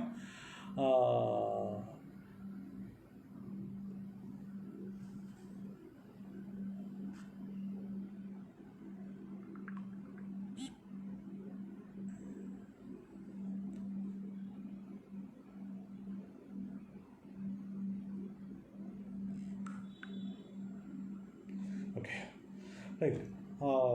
సరే, ఎక్కడ మిస్ అయ్యాను. సంబేర్ ఏ నుంచి మాట్లాడుతున్నాను. తన ట్వీట్కి అంటే he knows the end. He will not start just like that. He knows the end. తనకి ఏ ట్వీట్కి ఎలాంటి రియాక్షన్ వస్తుందో ఖచ్చితంగా తెలుసు. అలాగే తన టైటిల్కి ఎలాంటి రియాక్షన్ ఖచ్చితంగా తెలుసు. తెలిసే తను ఆ పని చేస్తుంటాడు. తెలియకుండా చేస్తాడు అనుకుంటే అది చాలా పొరపాటు. ఖచ్చితంగా తెలుసు అతనికి. ఎందుకంటే he always has that end in mind. అది 7 Habits of Highly Effectiveలో the second principle, end in the mind. So అది అతనికి చాలా స్పష్టంగా ఉంటుంది, ఏ పని చేస్తున్నా కానివ్వండి. సో అలాంటి లేటరల్ థింకింగ్ ఉన్న వ్యక్తి తన యొక్క లక్ష్యం పట్ల ఒక క్లారిటీతో ఏ పని చేసినా చేస్తాడు. So he's an extrovert, he's open, he's selfish, no undoubtedly he's a selfish guy. So and he's a philosophical thinker, no doubt about it. So అందుకని ఆర్జీవి వ్యక్తుల్ని టార్గెట్ చేస్తూ మాట్లాడే సందర్భాలు చాలా తక్కువగా ఉంటాయి. జనరల్గా అంటే ఫిలసాఫికల్గా మాట్లాడే సందర్భాలు చాలా ఎక్కువగా ఉంటాయి. ఎందుకంటే తను ఆ ప్లేన్లో ఉండి మాట్లాడుతూ ఉంటాడు. అది ఏ వ్యక్తులను ఉద్దేశించే ఉద్దేశం కాదు, ఖచ్చితంగా అది జనరల్గా తనకుండే ఫిలాసఫీని ఎక్స్ప్లెయిన్ చేసే ఉద్దేశం. ఫిలాసఫీ అంటే అతని అయాన్ రాండి ఫిలాసఫీనే ఫాలో అవుతాడు. ఇతని సొంత ఫిలాసఫీ ఏంటంటే అయాన్ రాండి విషయం చాలామంది తెలుగు వాళ్ళకి తెలియదు. దాన్ని పరిచయం చేసిన వ్యక్తి ఆర్జీవి అన్డౌటెడ్లీ. ఇక పవన్ కళ్యాణ్ విషయానికి వస్తే, పవన్ కళ్యాణ్ ప్రోగ్రెసివ్ థింకర్ లాగా కనిపిస్తాడు. సోషల్ రెస్పాన్సిబిలిటీ ఉన్న వ్యక్తి అందులో అన్డౌటెడ్, నాకు ఎలాంటి అనుమానం లేదు. సోషల్ రెస్పాన్సిబిలిటీ, సమాజం బాగు చేయాలి, బాగుపడాలి అని కోరుకునే ఉద్దేశం అయితే పవన్ కళ్యాణ్లో స్పష్టంగా కనిపిస్తుంది. దాని మార్గాల్లో తడబడుతున్నాడు, తప్పటడుగులు వేస్తున్నాడు, సో తప్పులు చేస్తున్నాడు. నాకు అలాంటి సందేహం లేదు ఆ విషయం చెప్పడానికి. కానీ అతని ఇంటెన్షన్ మాత్రం he has good intention towards the society. అతను ప్రోగ్రెసివ్ థింకర్ లాగా కనిపిస్తున్నాడు కానీ but is very much conventional అనిపిస్తుంది. ఇక ఈ పర్సెప్చువల్ పొజిషన్లోకి వచ్చేసరికి Pawan Kalyan first position and second పొజిషన్కి మాత్రం పరిమితం అయిపోయాడు. అంటే తన ప్రపంచము, రెండోది సొసైటీ, వేరే వాళ్ళకి హెల్ప్ చేయాలి. అక్కడి నుంచి అతను ముందుకి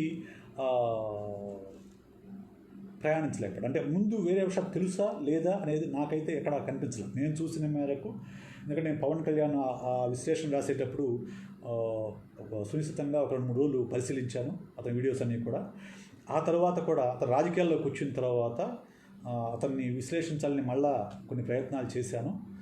సో చేసిన తర్వాత నాకు అంత అనవసరం అనిపించి నేను జస్ట్ ఒక్క నిమిషం లో బ్యాటరీ వస్తుంది. ఒక్క నిమిషం, సారీ నేను చూసుకోలేదు, స్విచ్ ఆన్ చేయడం మర్చిపోయాను. ఒక్క నిమిషం, I will come back.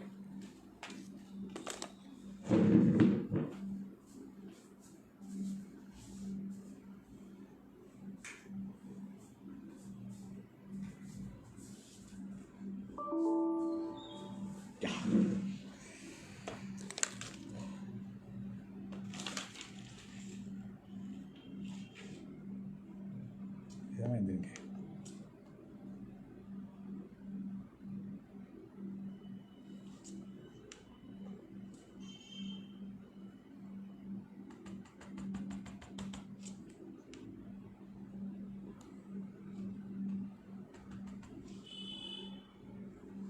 YouTube live ఏదో ప్రాబ్లం వచ్చిందండి. I think laptop switch off అయిందా తెలియదు, బట్ ఎఫ్బి అయితే ఆన్లో ఉంది.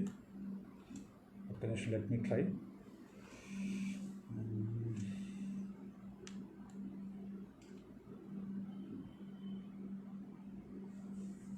ఏమైంది ఇది?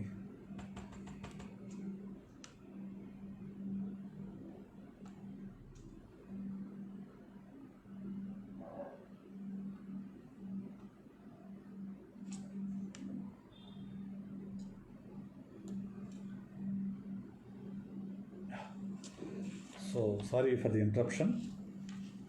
ఒక్క నిమిషం, ప్లీజ్ వెయిట్. ల్యాప్టాప్ ఏదో మళ్ళీ ఆన్ అవుతుంది లేదో ఐ థింక్ నేను చూసుకోలేదు.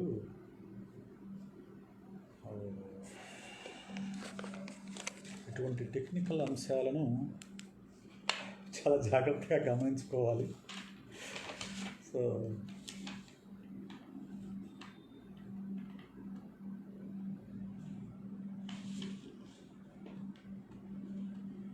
ఐ థింక్ కట్ అయింది అనుకుంటాను యూట్యూబ్లో. మళ్ళీ రీస్టార్ట్ అవుతుందంటే యూట్యూబ్ ఆల్రెడీ కట్ అయిపోయి ఉంటుందని ఎక్స్పెక్ట్ చేస్తున్నాను. చూద్దాం.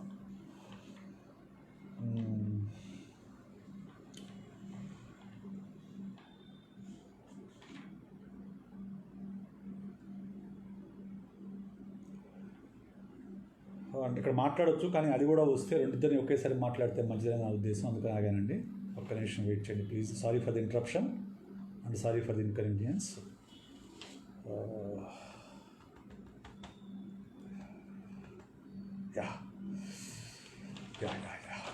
ఓకే, ఓపెన్ అయిందండి. సో ఇక్కడ కూడా ఓపెన్ అయింది. రైట్, ఓకే, లెట్ మీ రావట్లేదు.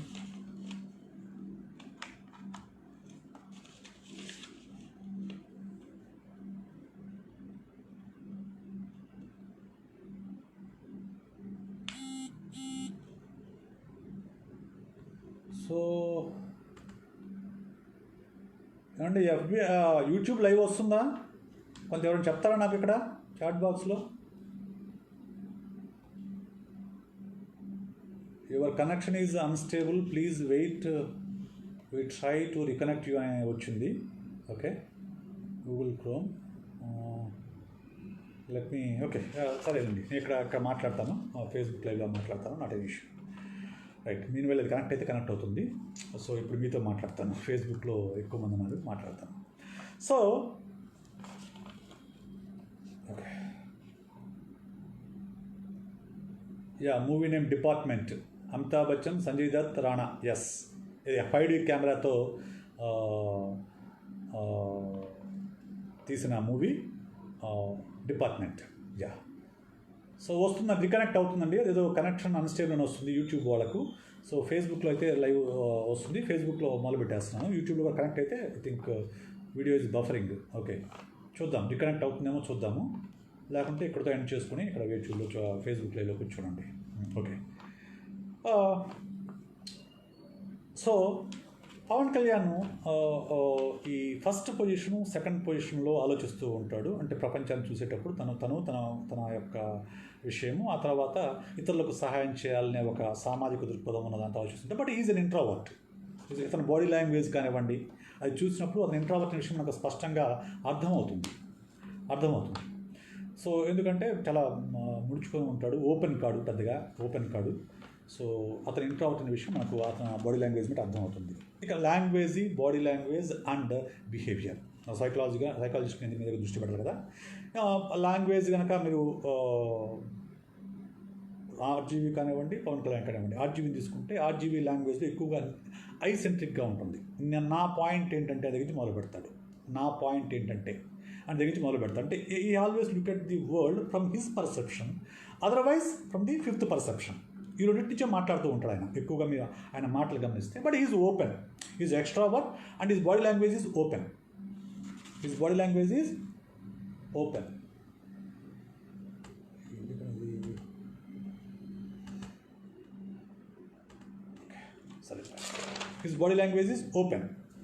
సో అండ్ ఇతని బిహేవియర్ కూడా ఓపెన్, ఎక్స్ట్రావర్ట్, మనకందరికీ తెలిసిన విషయమే.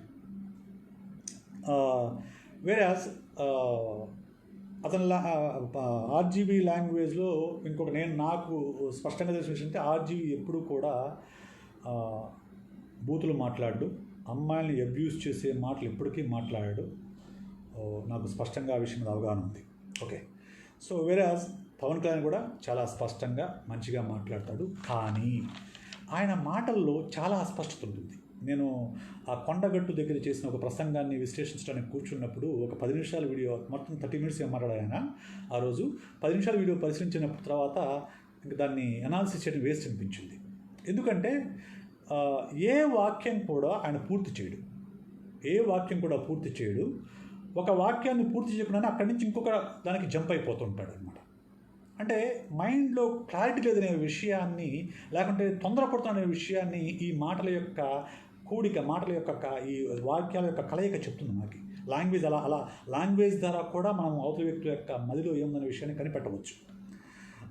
సో అలాగా పవన్ కళ్యాణ్ విషయంలో నాకైతే ఖచ్చితంగా చాలా కన్ఫ్యూజ్డ్ పర్సనల్గా అనిపిస్తుంది. ఎందుకంటే ఆ లాంగ్వేజ్ చూసి అర్థమవుతుంది. It is there on my wall, మళ్ళీ షేర్ చేస్తాను. ఆ రోజు నేను రాసిన ఆయన ప్రతి పదాన్ని ఆయన హాల్తో సహా మొత్తం రాసిన తర్వాత చదువుతుంటే ఎంత కన్ఫ్యూజన్ ఈ మనిషిలో అనిపించింది.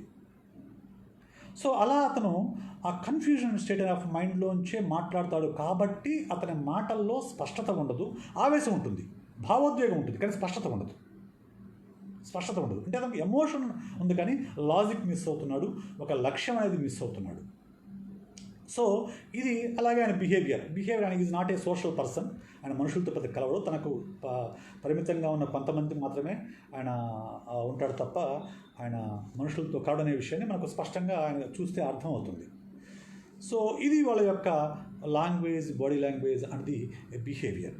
ఇక క్రిటిసిజం, వీళ్ళ మీద ఉన్న విమర్శలు. సో ఆర్జీవీ ఉన్న విమర్శ, అందరూ ఆర్జీవీ జీనియస్ అని అందరూ ఒప్పుకుంటాడు. అయితే పర్వర్టెడ్ జీనియస్ అంటారు. అతను పర్వర్షన్ ఉంది అతనికి అనేది అందరూ అనే విమర్శ. పర్వర్షన్ అంటే ఏంటనే విషయం మనం పరిశీలిస్తే, సైకలాజికల్ పరిభాషలో పర్వర్షన్ అంటే నార్మల్ గ్రూప్కి భిన్నంగా ఆలోచించేవాడిని పర్వర్ట్ అంటారు. ఈ పీపుల్ యొక్క లక్షణాలు చాలామందిలో ఉంటాయి, అంటే అందరిలో ఉంటాయి, కొంతమంది ఎక్స్ట్రీమ్ లెవెల్లో ఉంటాయి. ఖచ్చితంగా ఆ యాంగిల్లో చూస్తే RGV perverted, no doubt about it. ఎందుకంటే ఆయన అందరికంటే భిన్నంగా ఆలోచిస్తాడు. అందరూ ఆలోచించని, లేకుంటే అందరూ అసహించుకునే విషయాల్ని చాలా బోల్డ్గా చర్చలో పెడతాడు.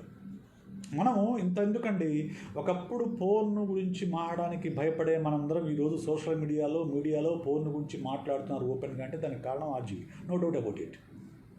ఎందుకంటే దానికి ఫస్ట్ చర్చలోకి పెట్టాడు అతను. తప్ప ఒప్ప అనేది అది సెకండరీ, కానీ తను అనుకున్న దాన్ని చర్చలో పెడతాడు. అలా దాన్ని పరవట్టడనే వాళ్ళు చాలామంది ఉన్నారు. So but he's a genius. ఇక అతను తన ఫామ్ కోల్పోయాడు. ఇప్పుడు ఎంత ఊరికే క్యాష్ చేసుకునేందుకు ఈ చిన్న చిన్న సినిమాలు తీస్తున్నాడు అంటే నాకున్న అవగాహన మేరకు అయితే అతను ఎక్స్పెరిమెంట్ చేస్తున్నాడు. He's doing some experiments on the film making. He is always doing experiments on the society and the people. Now he is doing some experiments on the film making and the film industry. ఎందుకంటే OTT బదులు ATT any time ticket అనే దాని మీద తీసుకురావడం అనేది it is idea. అలాగే అంతకుముందు crowd funding అని చెప్పేసి ఒక సినిమాకి క్రౌడ్ ఫండింగ్ చేశాడు, అది అతని ఐడియా. సో ఇది 5D క్యామ్తో సినిమా తీయటం అతని ఐడియా. సో అలాగే డిజిటల్ మూవీ రక్తచిత్ర డిజిటల్ మూవీ అప్పుడు అందరూ నవ్వారు, కానీ అతని ఐడియా, అతను కొత్తగా మొదలుపెట్టాడు. సో ఇటువంటి పర్వర్షన్స్ అతనికి చాలా ఉన్నాయి, కొత్తగా ప్రయత్నించడం చాలా ఉన్నాయి. ఇప్పుడు కూడా అటువంటి ప్రయత్నమే ఈ ఓటీటీ కానివ్వండి, ఇటువంటి షార్ట్ ఫిల్మ్ తీయడం కానివ్వండి, షార్ట్ ఫిల్మ్ 20 minutes మూవీ తీసేదానికి ₹100 పెట్టడం కానివ్వండి, ఇవన్నీ కూడా అతను చేసే ప్రయోగాల్లో భాగమని నేను అనుకుంటున్నాను. ఫిల్మ్ ఇండస్ట్రీకి అతను చేసే కొత్త ప్రయోగాల్లో భాగమని నేనైతే అనుకుంటున్నాను. సో ఇక పిరికివాడు, భయం, అతను చాలా భయస్థుడు. సో సాఫ్ట్గా ఉండే వాళ్ళని టార్గెట్ చేస్తాడు తప్ప స్ట్రాంగ్గా ఉండే వాళ్ళని, పొలిటికల్ బేస్ ఉండే వాళ్ళని టార్గెట్ చేయడం అనేది అతని పైన వస్తున్న ఒక రకమైన విమర్శ. ఈ మధ్యకాలంలో ఈ నేపథ్యంలో వస్తున్న విమర్శ నిజం అయి ఉండొచ్చు కొంతవరకు. అంటే భయం అనేది బేసిక్ ఇన్స్టింక్ట్, భయం అందరికీ ఉంటుంది, రాజీవ్కి లేదని అనుకోను. అయితే ఆ భయానికి ఎవరు ఎలా రియాక్ట్ అవుతారు, ఎంత త్వరగా దాన్ని కోపప్ అవుతారు, ఎంత త్వరగా దాన్ని ఢీకొంటారనేది మీద ప్రధానంగా మనం ఆలోచించాల్సిన విషయం. ఒక్క నిమిషం అండి.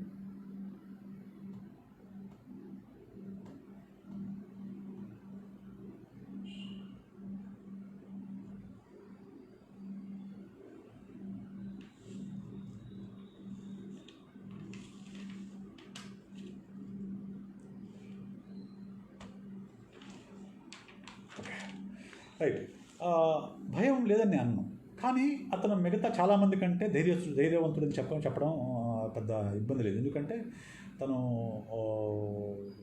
భయపడేవాడైతే అందరికీ భయపడాలి, కొందరికే భయపడతాడంటే కొందరికి అందరూ భయపడతారు. అతను భయపడి నేనైతే అన్నాను, కానీ చాలామంది కంటే ధైర్యవంతులు అయితే ఖచ్చితంగా చెప్పొచ్చు, నో డౌట్ అబౌట్ ఇట్. ఇక పీకే పైన ఉన్న విమర్శలు ఏంటి? కోవర్టెడ్ పొలిటీషియన్ అనేది పీకే పైన ఉన్న విమర్శ, పవన్ కళ్యాణ్ పైన ఉన్న విమర్శ. అంటే తెలుగుదేశం పార్టీకి అనుకూలంగా, తెలుగుదేశం పార్టీ ఆపదలో ఉన్నప్పుడు కాపాడేందుకు మాత్రమే పీకే రాజకీయాల్లోకి వస్తాడు, పబ్లిక్లోకి వచ్చి మాట్లాడుతూ ఉంటాడు, విషయాన్ని డైవర్ట్ చేస్తూ ఉంటాడు అనేది వైఎస్ఆర్సీపీ వాళ్ళు చాలా కాలంగా చేస్తున్న ఆరోపణ. సో నా అబ్జర్వేషన్ కూడా అదే. సో ఎందుకంటే తను నిజమైన రాజకీయ నాయకుడై ఉంటే ఖచ్చితంగా పబ్లిక్లో తిరగాలి. ఆ రోజు చంద్రబాబు నాయుడు పాదయాత్ర చేసినా, తర్వాత జగన్మోహన్ రెడ్డి పాదయాత్ర చేసినా వాళ్ళు పూర్తి కాలం రాజకీయాల్లో ఉన్నారు. అది వాళ్ళ బ్రెడ్ అండ్ బటర్గా వాళ్ళు ఫీల్ అయ్యారు, లైఫ్గా ఫీల్ అయ్యారు, వాళ్ళు లక్ష్యాన్ని సాధించారు వాళ్ళిద్దరు కూడా. వేరాజ్ పీకేకి అంత లక్ష్యశుద్ధి లేదు అతనికి, అందువల్ల లక్ష్యసిద్ధి జరగలేదు. పార్ట్ టైం పొలిటీషియన్ తప్ప ఫుల్ టైం పొలిటీషియన్గా ఆయన ఎప్పుడూ కూడా ఆ విధంగా ఆయన చూపించలేదు. తన పబ్లిక్ లైఫ్లో, సోషల్ లైఫ్లో, పొలిటికల్ లైఫ్లో ఆ సిమ్టమ్స్ ఎక్కడ కనిపించలేదు. ఎప్పుడో అడపదడప రావడము, 2 ఉపన్యాసాలు ఇవ్వడము, మళ్ళా పోవడము, షెల్లోకి వెళ్ళడము, మళ్ళా ఒక 1 month తర్వాత రావడము, ఇటువంటివన్నీ కూడా తను పార్ట్ టైం పొలిటీషియన్, అలాగే కోవర్ట్ పొలిటీషియన్ అనేది అతని పైన ఉన్న విమర్శ.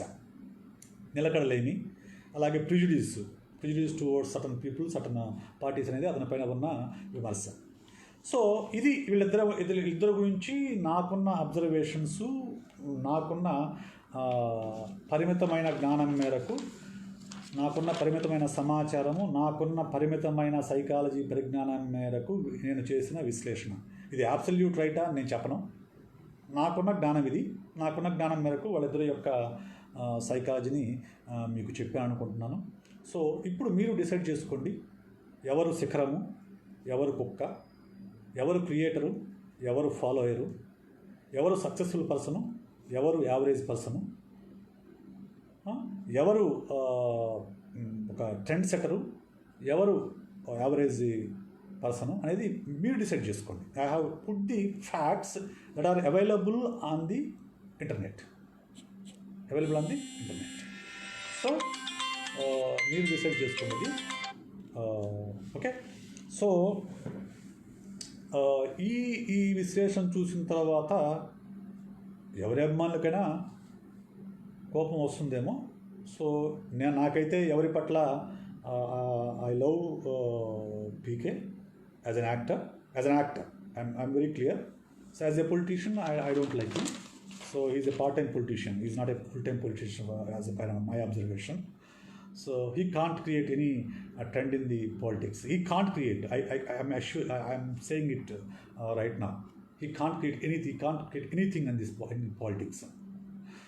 సినిమాల్లో కొంత మంచి నటుడు, తనకున్న పరిమితమైన నటనతోనే కొంత ఒక కల్ట్ని క్రియేట్ చేసుకోగలిగాడు. That is good. కోపం వస్తే that is up to you. అంటే ఆర్జీవీ అభిమానులు అయితే కోపం ఉంచుకో వాళ్ళు దులిపేసుకొని వెళ్ళిపోతారు, వాళ్ళతో ఇబ్బంది లేదు. వేరే యాజ్ పీకే అభిమానులతో కోపం వస్తే దాడులు చేస్తారు. సో ఇక్కడ ఈ సందర్భంగా ప్రస్తావించాల్సింది ఏంటంటే ఈ సెలబ్రిటీ వర్షిప్ సిండ్రోమ్.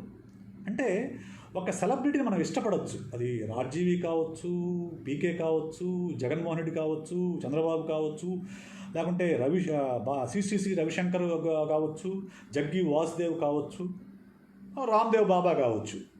సెలబ్రిటీని ఇష్టపడటం వేరు, సెలబ్రిటీని ప్రేమించడం వేరు, సెలబ్రిటీని ఆరాధించడం వేరు, సెలబ్రిటీల పట్ల పెచ్చ వేరు. ఇష్టపడండి, తప్పులేదు. వాళ్ళ డ్రెస్ వేసుకోండి, తప్పులేదు.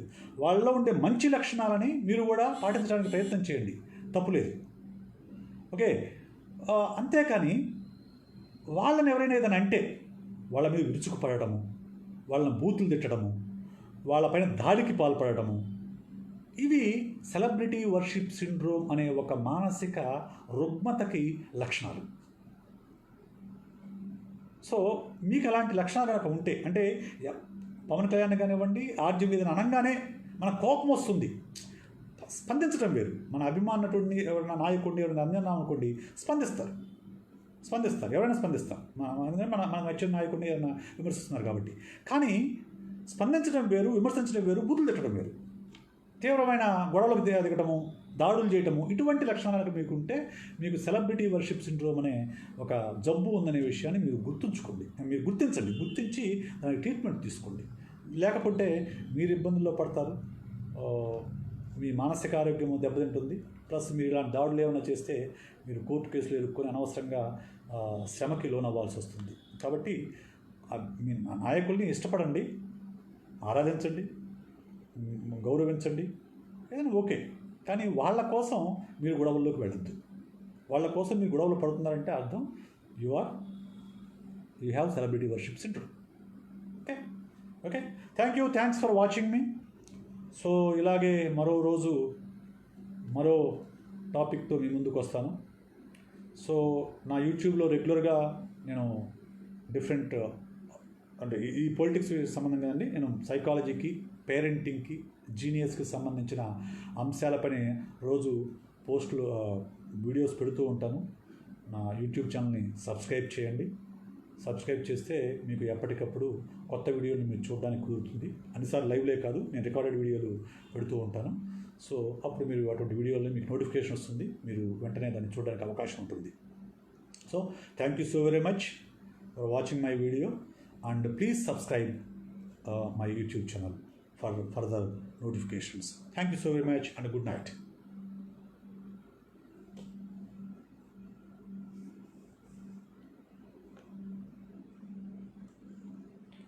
ఇక్కడ ఎవరో ఒక్క నిమిషం అండి. ఇక్కడ ఫేస్బుక్లో చాలా కామెంట్స్ వచ్చాయండి, నేను గమనించలేదు. ఒక్కోదానికి చదువుతూ సమాధానం చెప్పడానికి ప్రయత్నం చేస్తాను. అందులో ఒకటైనా జానీ బ్లాక్ బస్టర్ సార్, అది flop, Johnny flop. So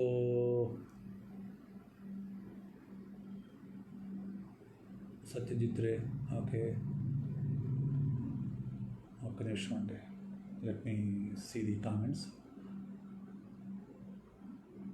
Karunakaran Tholi Prema, Arun Prasad తమ్ముడు కూడా డెబ్యూట్ పీకేతోనే. Okay, good. ఓకే, అంటే ముగ్గురికి డెబ్యూ ఇచ్చాడనమాట PK. Okay, good. That is new information to me. Thanks Gautam. Okay, Mani Ratnam introduce AR Rahman to Bollywood. Mani Ratnam ఇంట్రడ్యూస్డా కాదనుకుంటా అండి, దేవిదత్ గారు. నేను ఐ థింక్ వికీపీడియాలో చూసినప్పుడు RGV introduced AR Rahman through Rangeela to Bollywood. అది నాకే తెలియదు, నేను వికీపీడియా చూసే మాట్లాడుతున్నాను. So next Yuvarajyam. Okay,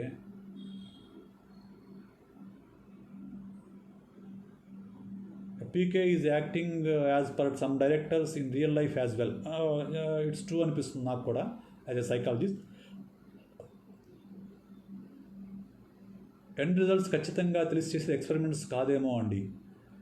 so లేదండి, ఎండ్ రిజల్ట్స్ తన ఎక్స్పెరిమెంట్కి అంటే నేను చెప్పేది సోషల్ ఎక్స్పెరిమెంట్స్ గురించి మాట్లాడుతున్నాను, సినిమాల గురించి మాట్లాడడం లేదు. సోషల్ ఎక్స్పెరిమెంట్స్ చేసేటప్పుడు తను చేసే ట్వీట్కి, తను చేసేదానికి కామెంట్ రియాక్షన్స్ ఎలా వస్తాయో తెలుసు, తనకి తెలిసే చేస్తాడు. ఆ విషయం నాకు తెలుసు, నాకు అవగాహన ఉంది ఆ విషయం పైన. ఆర్జీ అబద్ధాన్ని నిజాలుగా క్రియేట్ చేసి చెప్తాడు డిబేట్స్లో. ఆయన కావాలనే చెప్తాడు, వినేవాడు నమ్ముతాడు అనుకుంటాడా కావాలని చెప్తాడు, అనుమానం లేదు అందులో. RG can manipulate and convince easily. Yes, is a manipulator, super manipulator కాబట్టే తను ఎలా శివ సినిమాకి అవకాశం కోసం ఎలా మ్యానిపులేట్ చేస్తాడో కూడా చెప్పాడు ఒక ఇంటర్వ్యూలో. కళ్యాణ్ రాజకీయ జీవితం కూడా నటనలానే ఉంటుంది, దానికి కారణం ఏమిటి సార్? కళ్యాణ్లో ఉండే నాకేంటంటే అండి, ఇక్కడ నేను యూజువల్గా పీపుల్ని గమనించేటప్పుడు ఏం గమనిస్తాను అంటే కాంగ్రుయంట్, ఇన్కాంగ్రుయంట్, ఈ రెండు విషయాలు గమనిస్తారండి.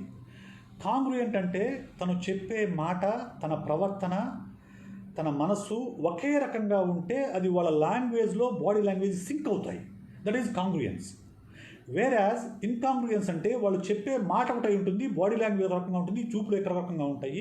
వాళ్ళు ఆ రెండు కలవు, మిక్స్ కావు, ఆ రెండు ఒక ఎలైన్ కావు.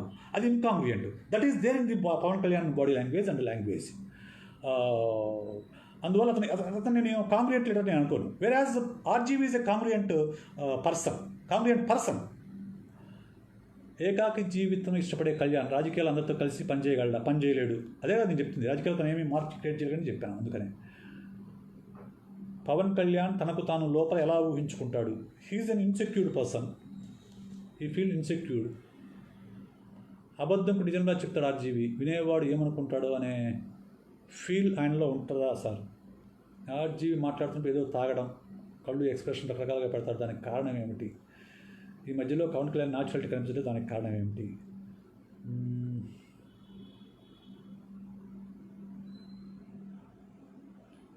పవన్ కళ్యాణ్ ఫోటో షూట్స్ చెప్పా కదండి, Pawan Kalyan photo shoots body language గురించి.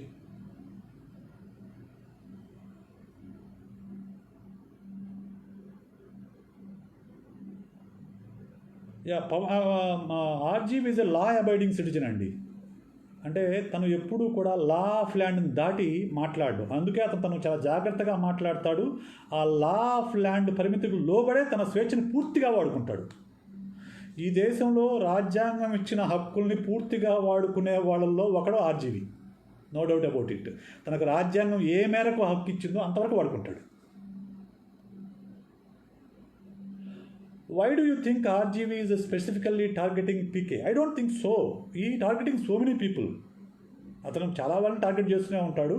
కాకపోతే పీకే ఒక కల్ట్ ఫాలో అయ్యే ముందు కాబట్టి వాళ్ళు రియాక్ట్ అవుతారు కాబట్టి మనకు ఎక్కువగా కనిపిస్తూ ఉంటుంది, వెంటనే రిఫ్లెక్షన్ వస్తుంది కాబట్టి మనకు ఎక్కువగా తెలుస్తూ ఉంటుంది. అదర్వైజ్ ఆర్జీవీ ట్వీట్స్ రెగ్యులర్గా మీరు ఫాలో అవుతుంటే ఆయన అన్నిటి మీద మాట్లాడుతూనే ఉంటాడు. ట్రంప్ దగ్గర నుంచి అన్నిటి మీద దురద పుట్టినల్లా అతను ట్వీట్లు చేస్తూనే ఉంటాడు. సో తనకు ఆ టైంకి ఏది అనిపిస్తే దాని మీద ట్వీట్ చేస్తాడు తప్ప I don't think is particularly targeting PK అని అనుకోను నేను. I don't think so. ఒకవేళ టార్గెట్ చేస్తున్నాడు అంటే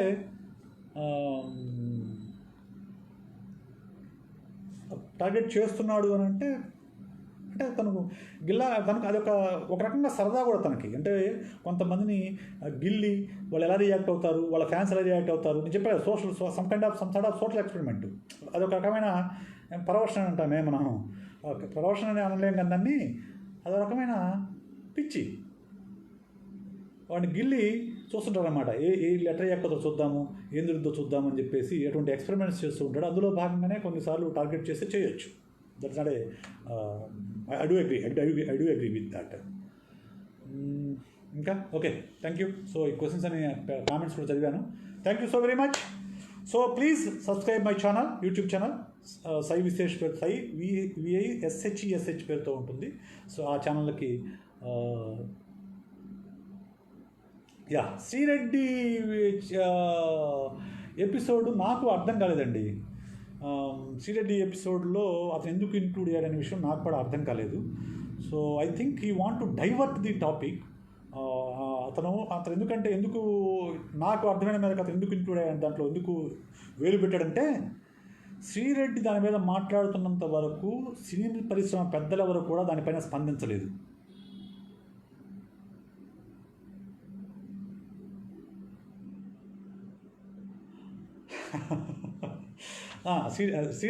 శ్రీరెడ్డి మాట్లాడుతున్నంతసేపు సినిమా పరిశ్రమ పెద్దలు ఎప్పుడూ స్పందించలేదు. దానిలోకి ఎవరైనా పెద్దవాళ్ళని లాగినప్పుడు మాత్రమే వాళ్ళు స్పందిస్తారు అనే ఉద్దేశంతో శ్రీరెడ్డి లాంటి పావును అక్కడ కదిపి ఆమెతో ఆ మాట అనిపించాడని నాకు అర్థమైన విషయం. సో నేను సామాన్యుని చేయలేదండి.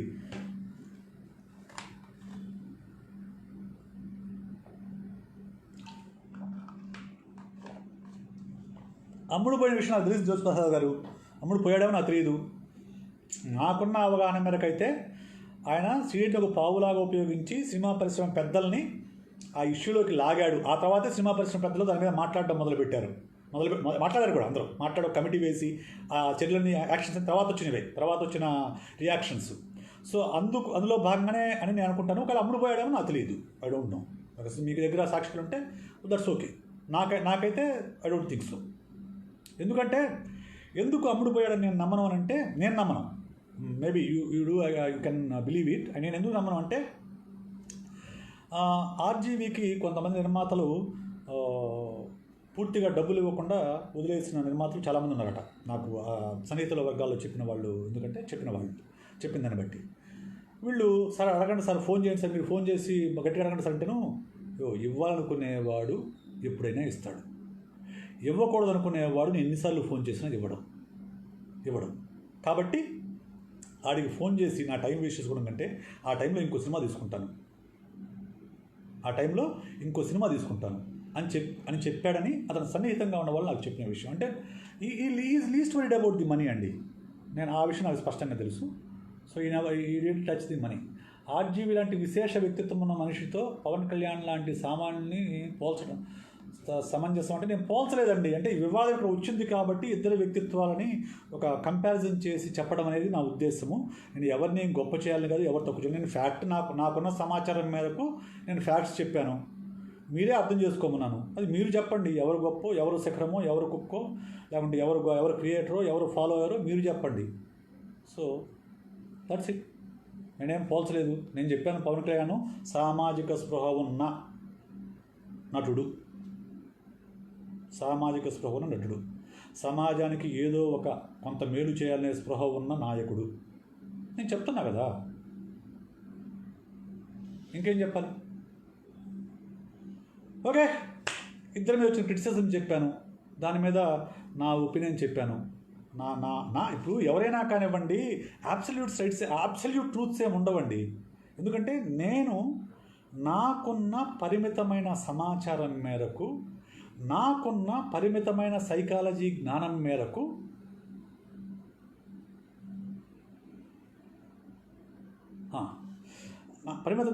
విశ్లేషిస్తాను. నాకంటే ఎక్కువ సైకాలజీ పరిజ్ఞానం ఉన్న వాళ్ళు ఇంకో రకంగా విశ్లేషించవచ్చు. లేదా ఇంతకంటే ఎక్కువ సమాచారం ఉంటే నేను ఇంతకంటే మంచిగా కూడా విశ్లేషించవచ్చు. Everything is relative. Absolute truths అంటూ ఏమీ ఉండవు. So everything is a perspective. పీకేని ఎవరు విమర్శించట్లేదు. ఆయన ఆర్జీవీ 1 సార్లు నేను పీకేకి ఫ్యాన్ని, నేను బిగ్ ఫ్యాన్ని, పీకేని చెప్తూనే ఉన్నాడు. కానీ అభిమానులు నమ్మరు, అది వేరే విషయం. ఎందుకంటే ఆయన గిల్లుతుంటాడు కాబట్టి ఆయన నమ్మడం లేదు. అంటే ఇప్పుడు ఈ సెటైరికల్ ఫిల్మ్ తీయటం అనేది ఈరోజు కొత్త ఏం రాలేదండి. ఎన్టీఆర్ మీద తీసిన మండలాధీశు దగ్గర నుంచి తీసిన సినిమా సెటైరికల్ మూవీస్ అప్పుడే ఉన్నాయి. ఇప్పుడు కొత్తగా వచ్చిందేం కాదు. ఆర్జీవీ కొత్తగా క్రియేట్ చేసింది ఇంకా. సెటైరికల్ మూవీస్ అప్పుడు ఉన్నాయి, ఇప్పుడు ఆర్జీవీ కొత్తగా తీస్తున్నాడు సెటైరికల్ మూవీ, అంతే. సో దానికి అంత వరి అవ్వాల్సినంత అవసరం లేదు. లైట్గా తీసుకుంటే సరిపోయి ఉండేది. అప్పుడు నాకు తెలిసి ఎన్టీఆర్ మీద సినిమా తీసినప్పుడు కోటా శ్రీనివాసరావు యాక్ట్ చేశాడు అనుకుంటాను. కోటా శ్రీనివాసరావు ఎన్టీఆర్ ఇంటికి పిలిపించి అభినందించాడు, బాగా చేశావని చెప్పేసి, నాకున్న గుర్తున్న మేరకు. సో లైట్గా తీసుకుంటే సరిపోతుంది. నాకు తెలిసి దీని మీద పీకే గారు కూడా పవన్ కళ్యాణ్ కూడా లైట్గా తీసుకుంటే నేనైతే అనుకోను సీరియస్ తీసుకుంటారని. ఫ్యాన్స్, ఈ సెలబ్రిటీ వర్షిప్ సిండ్రోమ్ ఉన్న ఫ్యాన్స్ వల్ల వచ్చిన సమస్యది. అందుకనే మై డియర్ ఫ్రెండ్స్, ప్లీజ్ మీ నాయకుడిని కానివ్వండి, ఈ కైండ్ ఆఫ్ సిండ్రోమ్ నేను జగన్ అభిమానుల్లో కూడా చూశాను. జగన్ అభిమానుల్లో కూడా చాలామంది చంద్రబాబు అభిమానులు నా వాళ్ళపైకి వచ్చి అప్పుడప్పుడు నన్ను బూతులు తిట్టేవాళ్ళు 2 పార్టీలోనే ఉన్నారు. సో వాళ్ళ నాయకుడిని విమర్శిస్తే తట్టుకోలేరు. మీ నాయకుడిని విమర్శిస్తే మీరు తట్టుకోలేకపోకుండా గొడవలకు సిద్ధపడుతున్నారంటే మీరు ఖచ్చితంగా సెలబ్రిటీ వర్షిప్ సిండ్రోమ్ అనే రుగ్మతతో బాధపడుతున్నారు. ఖచ్చితంగా దాని ట్రీట్మెంట్ తీసుకోండి. నాయకుడిని అభిమానించండి, గౌరవించండి, ఆరాధించండి, అభ్యంతరం లేదు. వాళ్ళ కోసం మీ జీవితాలని నాశనం చేసుకోవద్దనేది నా విన్నపం. అదే సైకాలజిస్ట్. దాన్ని ఎక్కడ వరకు ఉంచాలో అక్కడ వరకే ఉంచుకోండి, మీ మనసులో ఉంచుకోండి. ఓకే, వాళ్ళలో ఉండే మంచి లక్షణాలను తీసుకోండి. ఒక మంచి, ఇప్పుడు ఆర్జీవీలో పిచ్చను పక్కన పెట్టండి, ఆర్జీవీ పిచ్చోడు పక్కన పెట్టండి. He's a creator. దాన్ని ఎందుకు? ఆర్జీవీ అనే వ్యక్తి శివ సినిమా మొదలుపెట్టినప్పటి నుంచి ఈ రోజు వరకు ఇన్ 25 years ఒక్కరోజు కూడా వీక్లీ ఆఫ్ తీసుకోలే. Is a work maniac. ఆర్జీవిని తిడితే బాధపడ్డు, ఆర్జీవిని హింసించాలంటే పని లేకుండా చేయండి, చచ్చిపోతాడు. ఆర్జీవి పని లేని చచ్చిపోతాడు, no doubt about it. You will get into depression. So ఇటువంటిది మన వల్ల మంచి లక్షణాలు తీసుకోండి. పవన్ కళ్యాణ్ తనకున్న పరిమితమైన నటనతోనే తన కల్ట్ క్రియేట్ చేసుకోగలిగాడు, ఒక సామాజిక స్పృహ నాయకుడు. అలా మీరు కూడా సమాజం కోసం పనిచేయండి, మంచిది. మీ నాయకుడి కోసం పనిచేయండి, మంచిది. ఈ దాడులు చేయటము, తిట్లు తిట్టడము, బూతులు తిట్టడము, వీటి వల్ల మీరు అనవసరంగా సమస్యలు చిక్కుకోవడం, మీ మీద కేసులు, మీరు సమస్యలు చిక్కుకోవడం తప్ప ఉపయోగం ఏముండదని నా ఉద్దేశం. బోత్ ఆర్జీవీ ఫ్యాన్స్ కానివ్వండి, పవన్ కళ్యాణ్ ఫ్యాన్స్ కానివ్వండి, జగన్ ఫ్యాన్స్ కానివ్వండి, చంద్రబాబు ఫ్యాన్స్ కానివ్వండి. ఈ మధ్యకాలంలో జగన్ ఫ్యాన్స్లో ఈ రుగ్మత ఎక్కువ కనిపిస్తుంది. కాబట్టి వీళ్ళంతవరకు దీనికి దూరంగా ఉండాలని నా విన్నపం. Okay, thank you. It's already 9:15 అయిపోయింది. గంటం బాబు టైం గడిచిపోయింది. Thank you for watching. Please subscribe my channel. Okay, for more exciting videos on psychology and politics and child reading, parenting and genius thinking strategies, వీటికి సంబంధించి నేను నాకున్న జ్ఞానంతో విశ్లేషిస్తూ ఉంటాను. Please subscribe. Thank you and good night.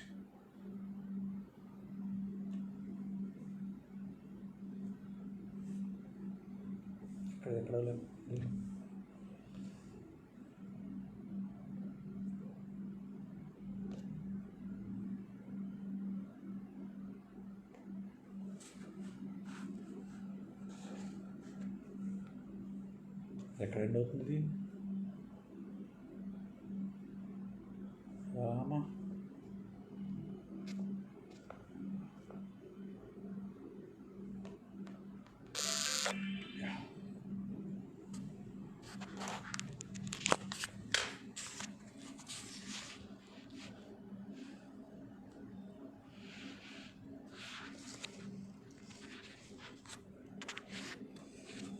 ఎక్కడ end అవుతుందిరా బాబు?